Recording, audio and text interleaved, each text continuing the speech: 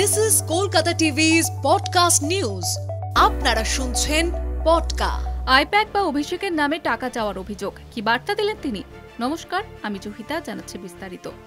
I-PAC নিয়ে অভিযোগ করেছিলেন সাংসদ কল্যাণ বন্দ্যোপাধ্যায়, কামারহাটির বিধায়ক মদন মিত্ররা। ভুয়ো ভোটার ধরতে শনিবার ভার্চুয়ালি বৈঠকে বসেন তৃণমূলের সর্বভারতীয় সাধারণ সম্পাদক অভিষেক বন্দ্যোপাধ্যায়। বৈঠক থেকে আইপ্যাক নিয়ে বার্তা দিলেন অভিষেক। তিনি বললেন, আইপ্যাকের নাম করে কেউ তোলাবাজি করলে বরদাস্ত করবেন না। বদনাম করতে কে বা কারা আইপ্যাকের নাম ব্যবহার করছে? অভিষেকের মন্তব্য থেকে স্পষ্ট, ২৬-এর নির্বাচনের আগে তৃণমূল গুরুত্ব পাশাপাশি দলীয় নেতাদের শৃঙ্খলাবদ্ধভাবে সকলের সঙ্গে মিলেমিশে চলার বার্তা দিয়েছেন। শনিবার তৃণমূলের প্রায় ৪৫০০ নেতাকে নিয়ে ভোটার তালিকার সংশোধন সংক্রান্ত ভার্চুয়ালি সভা করেন অভিষেক বন্দ্যোপাধ্যায়। এদিন বৈঠক থেকে অভিষেক দলীয় কর্মীদের বললেন, কে বা কারা আইপ্যাকের নাম করে তোলাবাজি করছে। বেশ কিছু অভিযোগ পেয়ে দলের তরফে পুলিশের কাছে অভিযোগও দায়ের করেছেন।